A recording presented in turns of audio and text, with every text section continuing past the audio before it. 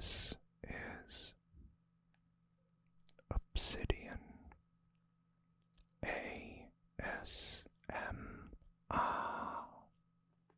Don't forget to like, subscribe, and hit the notification bell for future videos.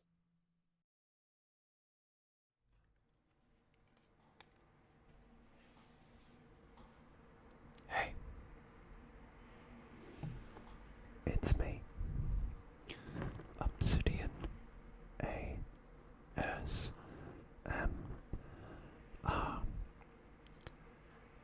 and today I've compiled a 31 question quiz. 31, I don't know why, but you got 31 questions. Let's say it's 30 in a bonus round. And I'm going to go along with you and see if I can remember all of the questions. But I'd love it if you could play along and then comment below your score at the end of the quiz. You think you can do that? Okay, well, let's get started. So the first question, quite an easy one, if you know your geography, is what is the capital city of France? And the choices are Lyon, Paris, Nice, or Marseille. I've been to all of these cities. Nice is, as the name goes, nice. I absolutely love the Promenade d'Anglais. It's just so quaint and inviting, and I think one of the best steaks I ever had was there. Marseille was where I went as a boy. I don't remember too much, apart from the ice cream there. Same with Lyon, really. My father was a bit of a, I think the term is francophile. He loves France. But the correct answer, I've given you long enough, is Paris. It's also the most popular city. The city of love. So the next question. Which planets in our solar system are known as gas giants? So this is multiple. Is it Venus, Jupiter, Uranus, Neptune, Saturn, or Mars?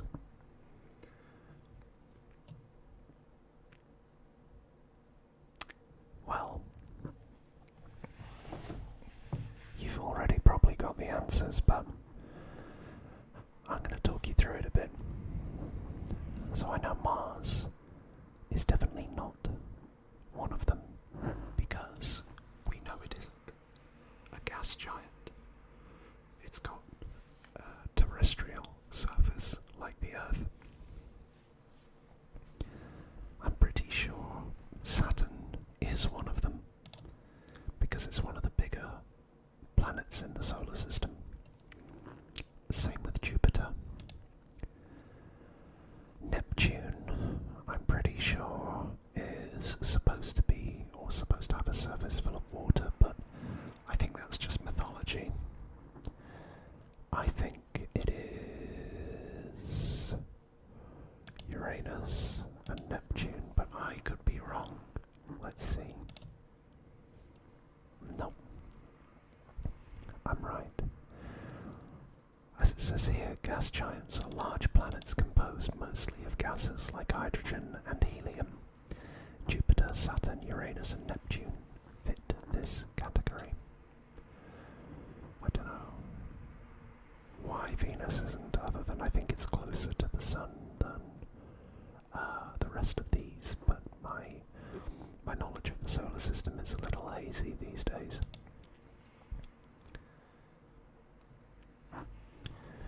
Which elements are noble gases? So we're moving to the periodic table in chemistry.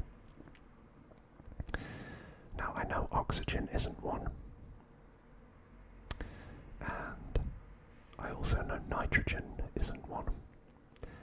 And the key with the noble gases is I think a lot of these are luminescent, such as neon, like neon lights. So I'm pretty sure it's neon, argon, krypton, like kryptonian. I'm tempted to say I'm going to put helium. Yeah. Group 18.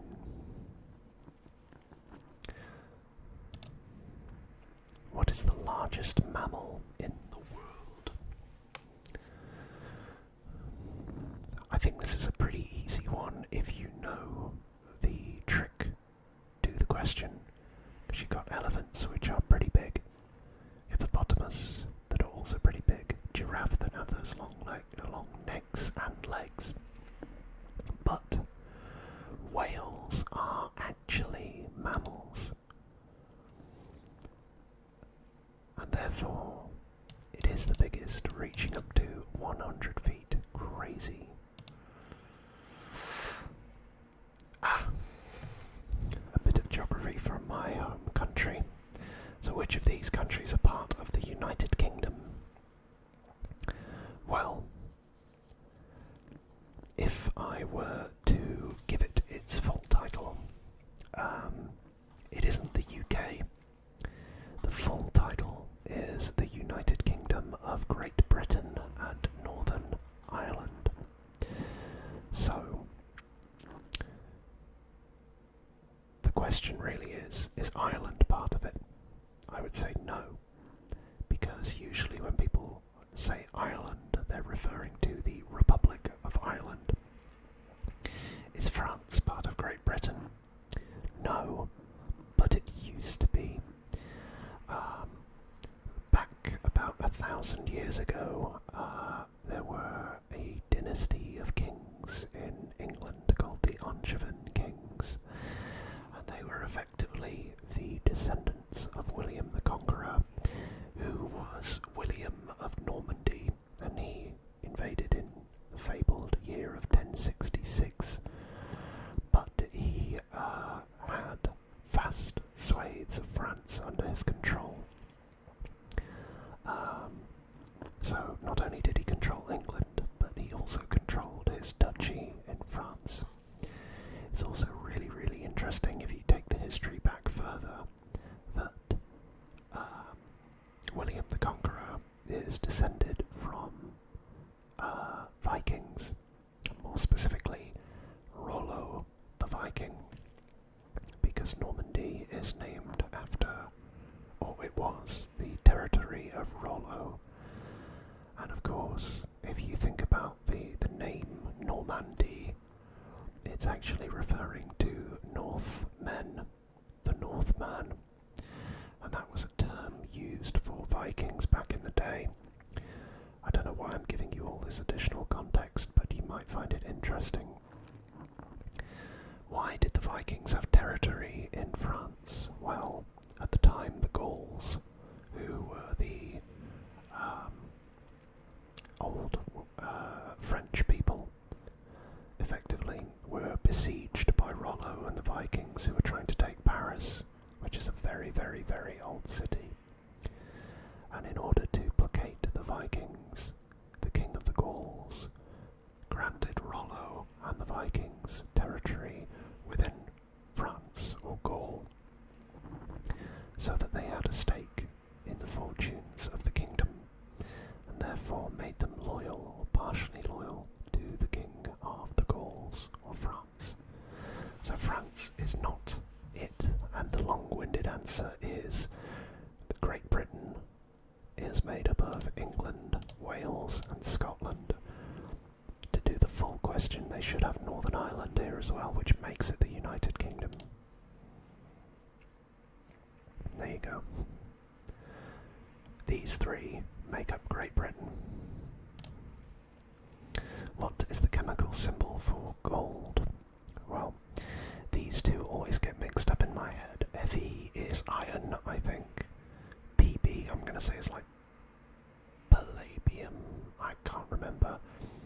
AG is silver, that's right.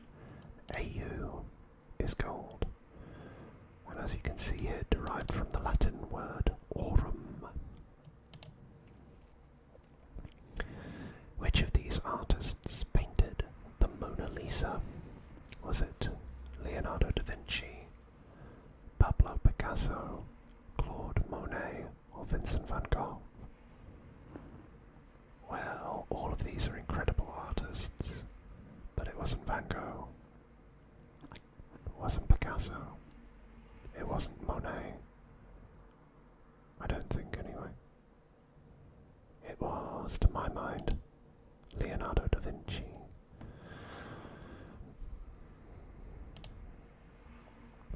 I'm gonna get tripped up by this one, I can tell. Which of these are primary colours? I'm pretty sure red is. Pretty sure blue is. I'm pretty sure green is.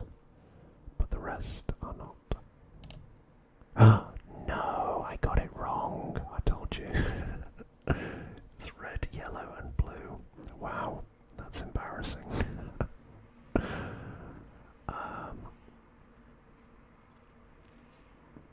Yeah, that is really embarrassing. So, red, yellow, and blue. You may now be ahead of me in the quiz race. Who knows? A long way to go yet. What is the smallest prime number? Well, a prime number is effectively a number that is only divisible by itself and 1. So technically 1 could be it. But I'm pretty sure the smallest one here, because we're talking about the smallest, because these are all prime numbers, would be 2.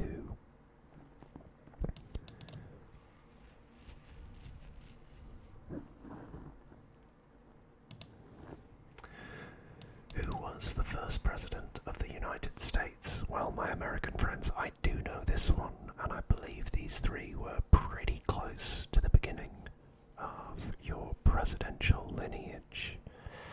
Abraham, bless him, came a bit later, but I'm pretty sure it was George Washington. And then I think it was Thomas Jefferson, and then John Adams, but I could be wrong. Which countries are part of the Scandinavian region? This is a really tricky question because all of these are technically Scandinavian countries. Finland, Sweden, Denmark, Norway, and Iceland are all Scandinavian or have Scandinavian heritage. Finland is a really interesting one because they technically aren't part of the Scandinavian region, but they do have some very, very, very close similarities with Sweden. I recently went to Denmark, to Copenhagen, and what I didn't know is that Norway used to be part of Denmark, so that's interesting. But I do know that Iceland is still part of Denmark, or at least it's a protectorate, I think. Or is that Greenland? No, it's Greenland. Iceland will be separate. But I'm pretty sure it's Denmark, Norway, and Sweden. Yeah. That is correct. Correct. What is the smallest continent by land area? Well, it wouldn't be Europe. It definitely wouldn't be South America. So it's between these two. And I reckon it's Australia. Because Antarctica, if you actually look at it, is huge. It's just covered by a massive sheet of ice.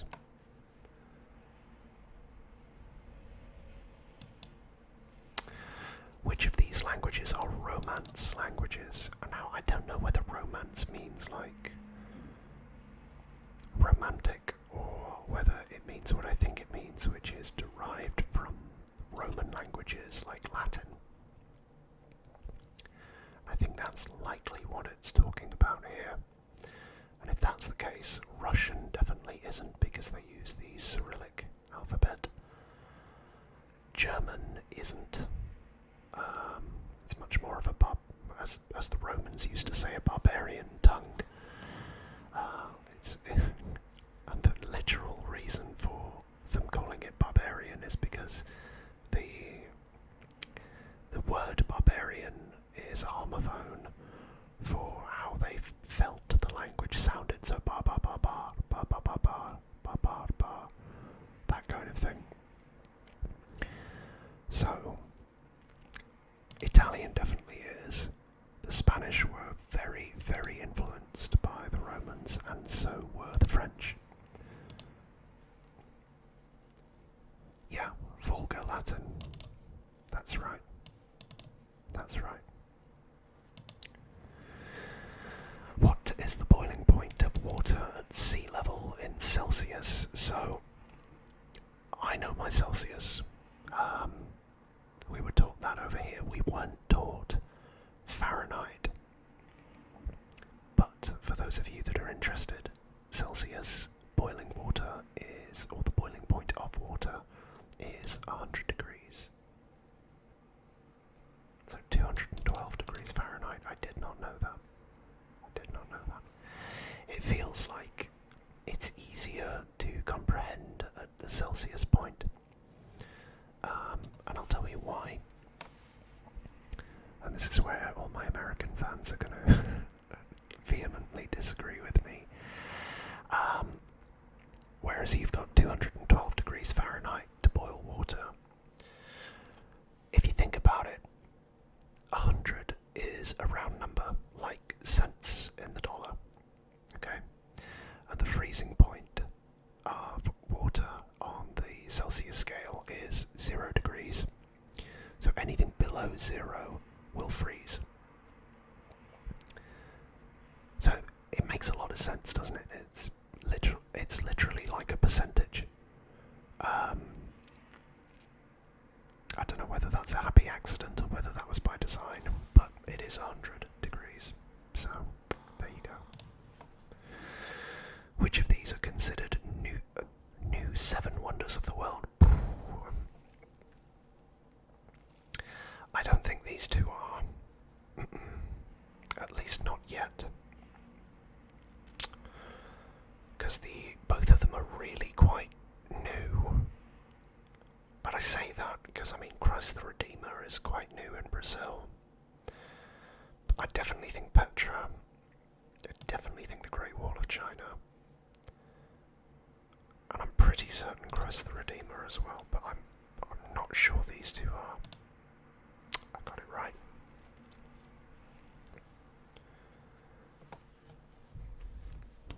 I suspect they will be part of the wonders of the world at some point. But I always find it interesting with the Statue of Liberty because obviously she is kind of like green, bluey green. But that's not her original intended colour.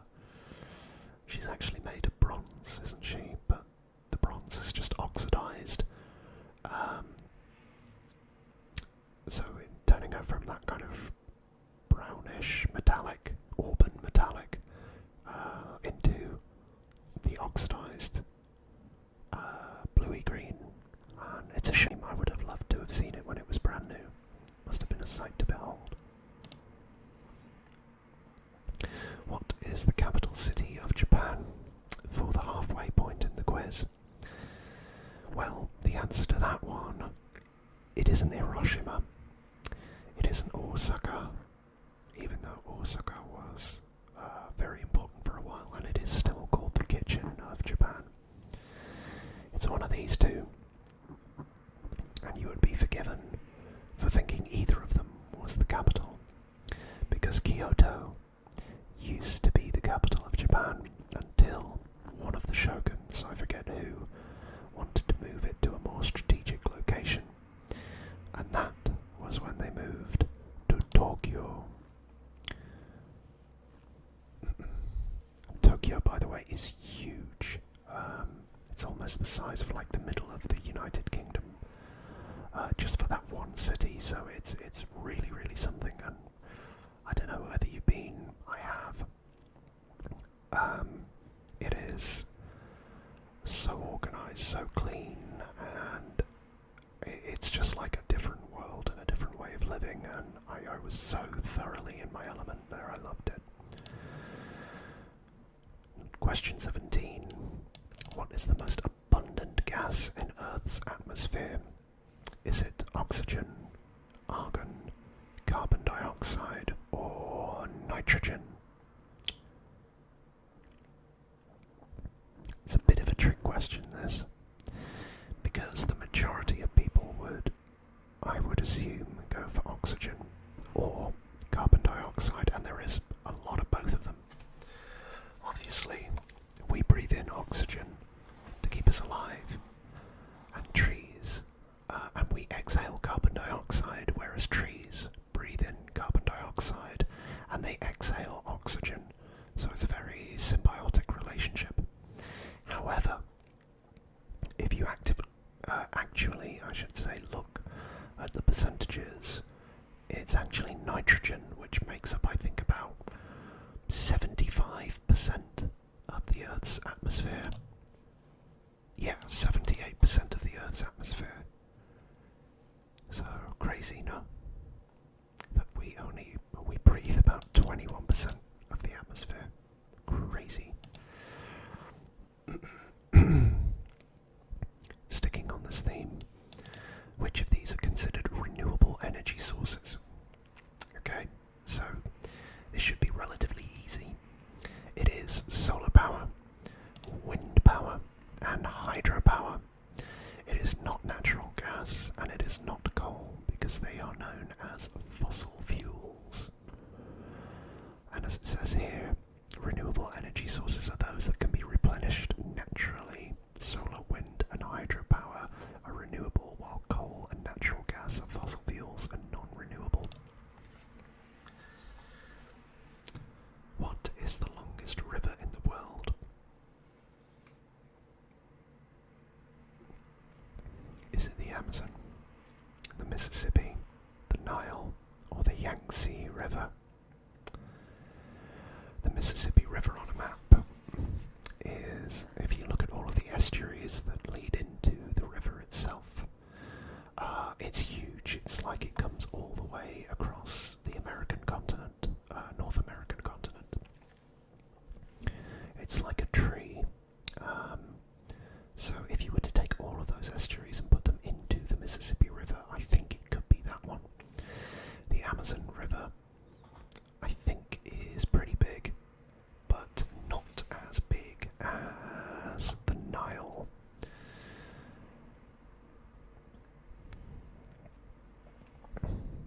Yeah, I thought it was either the Amazon or the Nile, but I had it in the back of my head that it was the Nile. 4,130 miles, that's crazy. Which of these countries are landlocked? Is it Nepal, Switzerland, Argentina, Thailand, or Mongolia? Well, there are multiple here. And what does landlocked mean? It means that none of the borders of the country are touching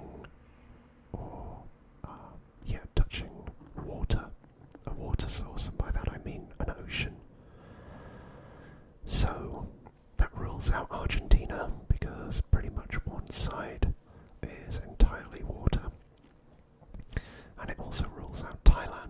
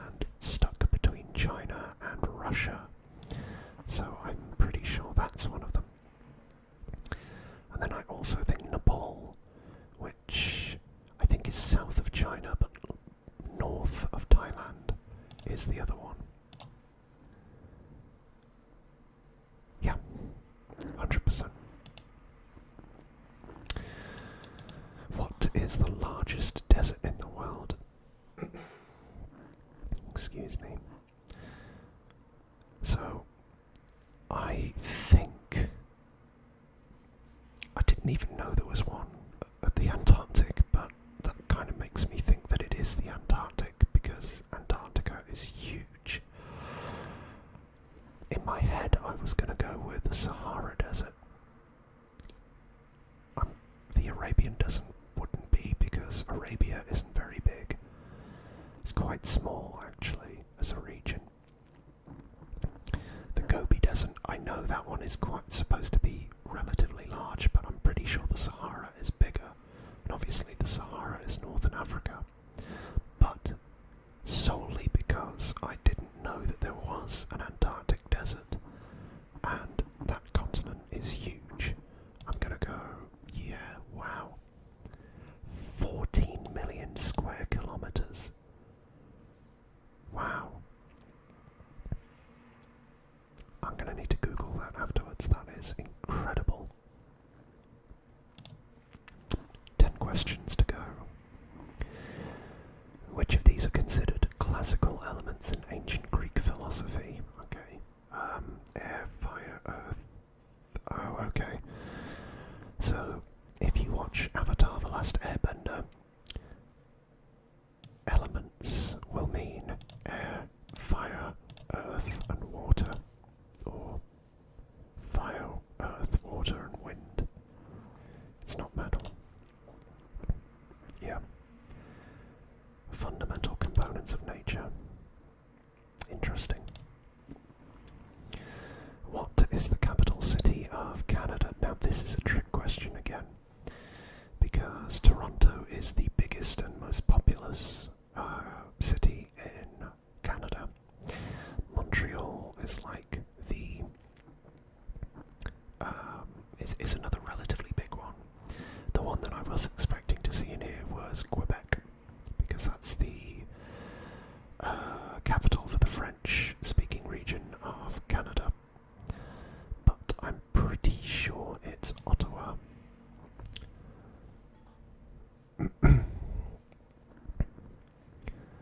So it's in the same province as Toronto. I didn't know it was chosen as the capital by Queen Victoria, though. That's interesting. What is the main component of the sun? Well, it's not carbon. It could be helium. I don't think it's oxygen, but I have a faint... It's one of the H's. It's either helium or hydrogen. But I think I'm going to go with hydrogen. Interesting. 74% of its mass. That's why I was getting mixed up. I knew that it was nuclear fusion, and I knew that there was a chemical reaction between hydrogen and helium. This is why hydrogen power is interesting, but the thing about hydrogen is it's such a small molecule that, you know, the pipes and the seals in those pipes would have to be so very tight and intact that it, you know, there is the potential for things to go awry. But I mean, hydrogen over here is effectively just water, isn't it? It's just cracking water molecules and turning them into hydrogen and oxygen molecules. So, if I were a betting man, that's the future of renewable energy. We just have to get better technology. What is the chemical formula for table salt? Fairly simple. So it's table salt is sodium chloride, which will be Na for the sodium, Cl for the chloride. Ta-da! Who was the first person to walk on the moon? Okay. Well, I don't know who John Glenn is. He could have been with these two. I know Yuri Gagarin was a cosmonaut, which was like the Russian way of saying astronaut. But it was either Buzz Aldrin or Neil Armstrong, and I think it was Neil Armstrong. Yeah, that's one small step for man, one giant leap for mankind. Seismic words, really, isn't it? How did he come up with that off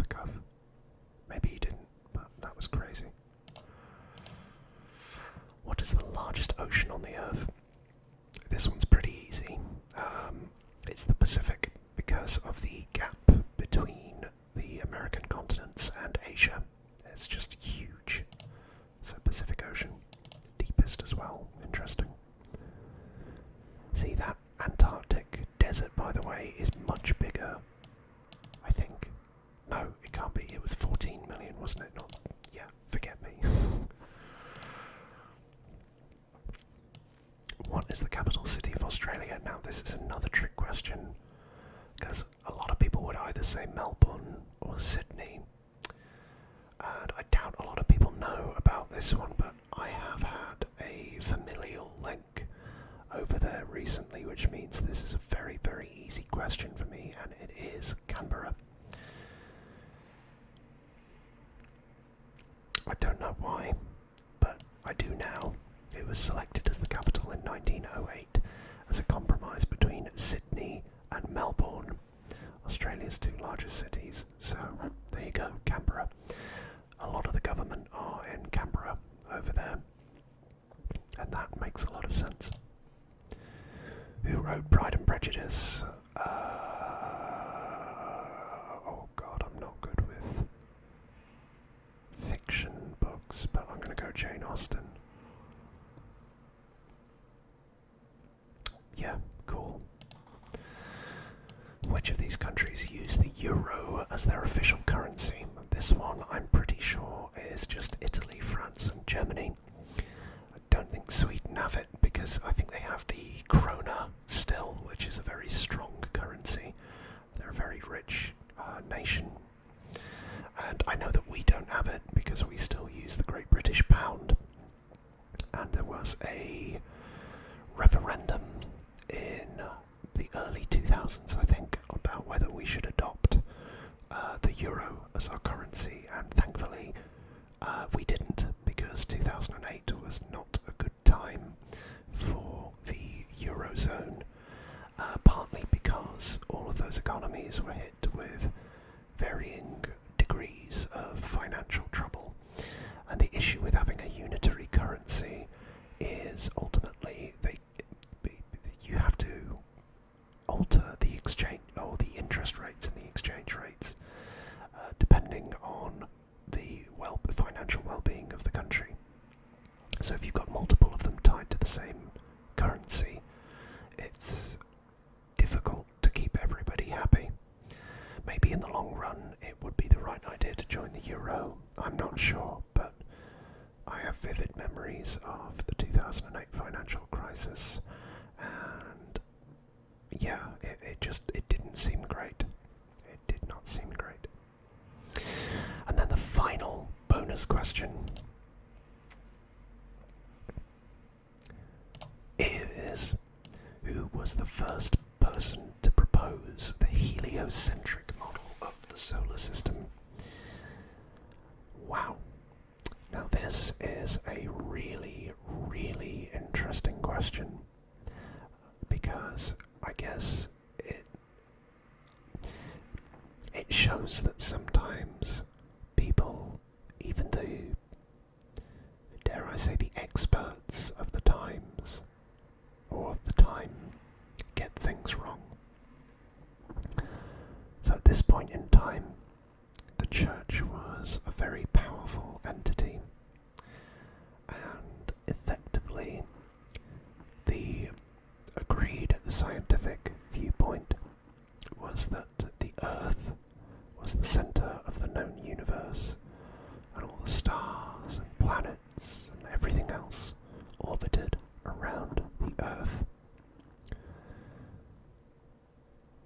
So this person came up with a different model called the heliocentric model of the solar system, which was viewed at the time as heresy, and effectively the proposition was that instead of Earth being the centre of the universe with everything orbiting around it, we in fact orbited around the Sun.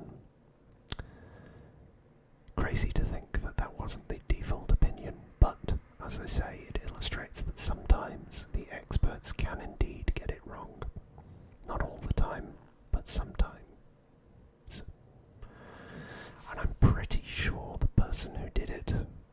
was Nicholas Copernicus. Yeah. I didn't know the title of it, but he published this in his works, De Revolutionibus Orbium Coelestium in 1543, so that's not actually that long ago. 1543. Only 500 years, which, you know, it sounds like a long time, but in the grand scheme of things, that's really not. Human civilization has been going for at least 2,000 years, so for 75% of that, you know, 75% of that we thought the Earth was the centre of the known universe. Crazy. Always, you know, need proof to back things up, I would say, because otherwise you get things like this. Anyway, that is the end of the quiz. So let's click finish, and let's see what we got. We got 102 out of 103 points, all because I don't know my prime colours. Let me know if you got 103 out of 103 and you beat me, but otherwise, all that I've got left to say is if you did like this video, let me know, and I'll do some more. And you can let me know by hitting the like button and commenting below if you like the tone and of my voice and the candour of my speech. Then why not hit that subscribe button for more videos in the future? It's really great to see that we're at 1,223 subscribers at the time of recording. We're so close to that 1,250 milestone. And then our march towards 2,000. I can't wait to see what 2025 has in offer for the channel, and thank you so much